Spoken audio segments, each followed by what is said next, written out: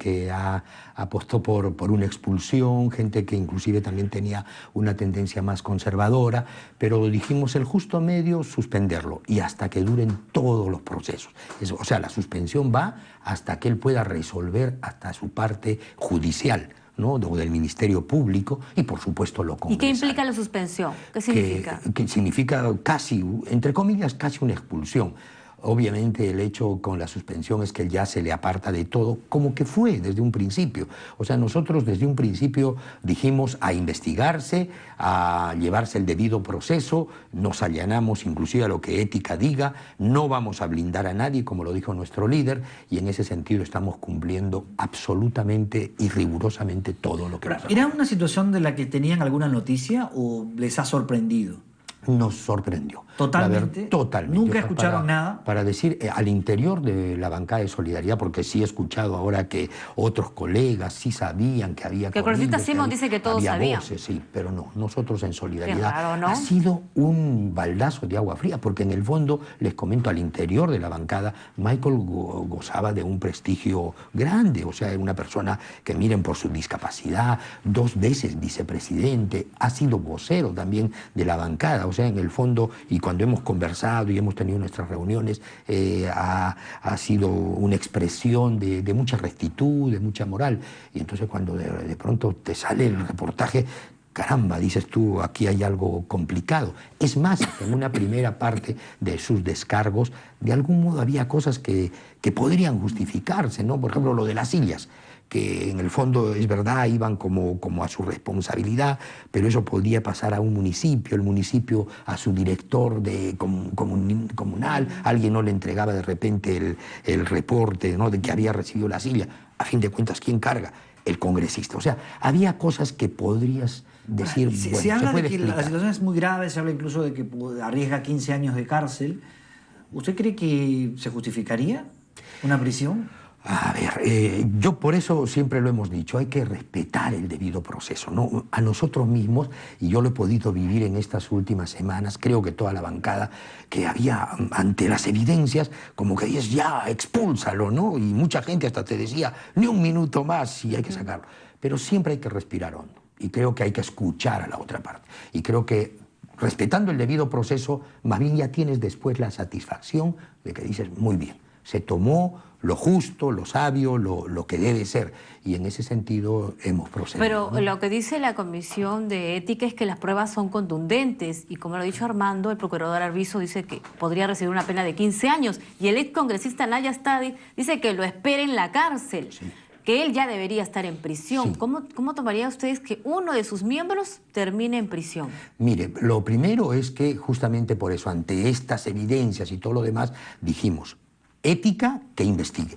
Y yo tengo que felicitar al grupo de ética porque han hecho un trabajo hasta en feriados y fines de semana y de algún modo sí se comprueban algunas situaciones de las que había en todo caso cierta duda, ¿no es cierto? Es más, han aparecido hasta nuevas implicancias, ¿no? Lo de su iglesia, por ejemplo, que él dijo que había sido una cuestión de diezmos y había sido más bien una separación por actos de corrupción que seguramente denunciaban los propios. A él lo expulsaron por corrupción de la iglesia. Entonces, en ese sentido, tú vas encontrando cuestiones que ya son de ¿Y qué dice comprobación. Castañeda Locio? ¿Él también estaba a favor de que se le expulse? Al final, cuando ya se ha tomado, porque nosotros lo hemos hecho como bancada, y el partido también. O sea, nosotros hemos suspendido de todos sus derechos parlamentarios al congresista. Y Solidaridad como partido también. ¿Pero qué dice su líder? Sí, obviamente preocupado, mortificado, pero se dijo y se hizo, ¿no? O sea, no hay aquí blindajes, no hay aquí que yo voy a evitar la investigación, muy por el contrario. Han tratado de evitar justamente cualquier vinculación con el partido. ¿Cree que han logrado evitar que el partido se afecte? Yo creo que la reacción ha sido lo más adecuada, ¿no? O sea, en el sentido, por ejemplo, otros partidos te blindan, o sea, de inmediato te salen a defender, probablemente hasta sin ninguna buena base, ¿no? Entonces, a veces pasa eso, nosotros no. Nosotros hemos dicho desde el principio, no se blinda, que se investigue. Y nos allanamos a lo de ética. Y nuestro líder dijo lo mismo, aquí no se va a consentir actos de corrupción, vengan de donde vengan. sean congresistas, sean presidentes regionales, etcétera, etcétera. Entonces, en ese sentido, nosotros hemos actuado. Y creo que nos da la tranquilidad de decirle a la nación también, aquí la lucha contra la corrupción es venga de donde venga. Otro punto, quería conocer su opinión, su postura, porque nos ha sorprendido que anoche se aprobó en el Congreso este proyecto de ley que propone fijar reglas que favorezcan beneficios penitenciarios, más conocida como la ley Antauro. ¿Usted también votó a favor? ¿Por qué? No, nosotros hemos votado en contra, ¿no? ¿Y qué le parece esta aprobación? Bueno, era la segunda votación, ¿no? Y en todo caso, aparentemente hay gente que la han convencido de que la ley es buena. Tal vez hay un sentimiento, ¿no? Parte parece que los penales están muy congestionados y que obviamente eso. Pero conversando con la gente que lucha a diario contra la inseguridad ciudadana, esta misma gente que entra y que vuelve a salir es la que mantiene ese círculo vicioso de inseguridad ciudadana. O sea, ¿usted cree que esta ley favorece la delincuencia? Indudablemente, o sea, porque estás dejando nuevamente, ¿no es cierto?, en la calle a gente que ingresó por eso. Y favorece a Antauro Mala. Y de algún modo, porque bajan las penas, ¿no es cierto? Entonces, en vez de que tú te quedes tantos años, vas a salir, por decir, en la mitad o un tercio de los años. Entonces, estás manteniendo, por ejemplo, mucho policía de a pie nos los ha dicho. En el fondo, doctor, lo que pasa es que nosotros cogemos a alguien, se le mete a la cárcel y vuelve a salir al poco tiempo con sus beneficios, con todo. Esa persona la tenemos que volver a coger, ya se ríe de nosotros, porque ya es un círculo vicioso de inseguridad. Entonces, eso, por ejemplo, no debe ser.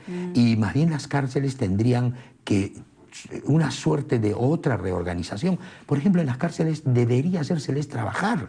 O sea, cambiar eso malo que hicieron a la sociedad para convertirlo en bueno. Miren, ellos desayunan, almuerzan, comen, tienen su alojamiento y todo lo demás a expensas de nosotros y de una sociedad que ha sido dañada por ello.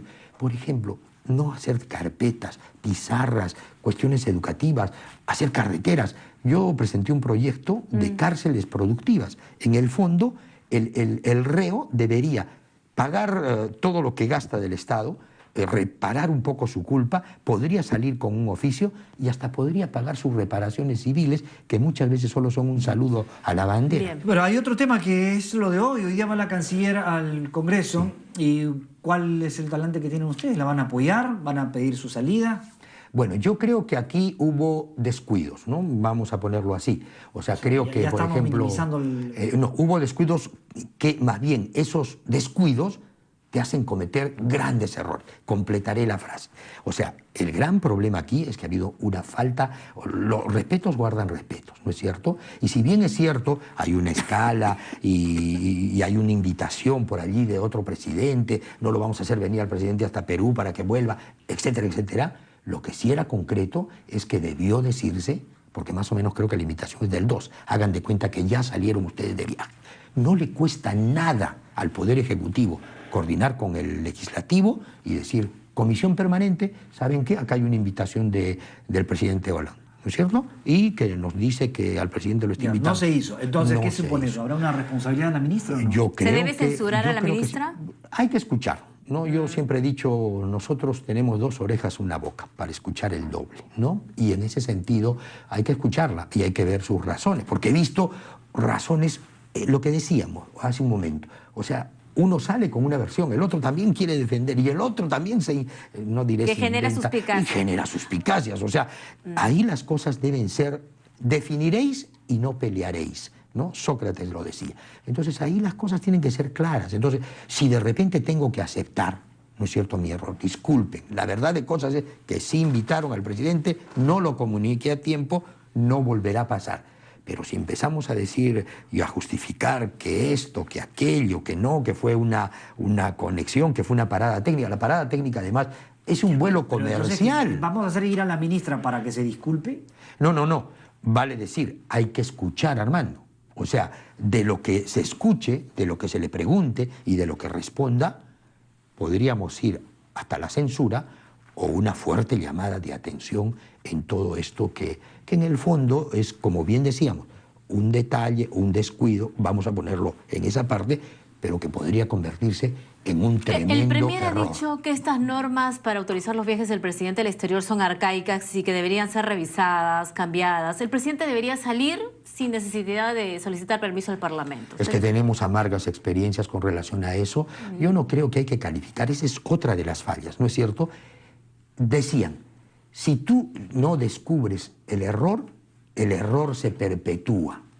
Entonces, lo que hay que hacer ahí es, muy bien, pues, o sea, me equivoqué, en el fondo era un trámite que tengo que hacer, además es un trámite de rutina, o sea, es un trámite de respeto, o sea, es de El decir... Congreso no le va a decir al presidente, no te reúnas con. Así es, Raquel, no le Armando, corresponde. uno no le va a decir al presidente, no, ¿sabes qué? No puedes hacer, no te quiero autorizar porque no me da la gana de hacer, no lo va a hacer, pero sí tiene que haber el mínimo de respeto, porque si no, entre poderes nos estamos un poco, entre comillas, ninguneando, ¿no? Entonces, o sea, aquí eso ha habido creo que una no falta de debe... respeto al Congreso. Sí, yo desde mi modesto punto de vista, sí. Y si ha habido un error, debe serse hidalgo en reconocer y decir, me equivoqué. No va a volver a suceder y nos entendemos todos, ¿no? Bien, muchas gracias, congresista. Gracias, Armando, gracias, Muy Raquel. amable. Y reiterando el orgullo que nos hacen sentir como peruanos. Participe de la maratón. ¿Ah? Quiero correr, vamos a ver si...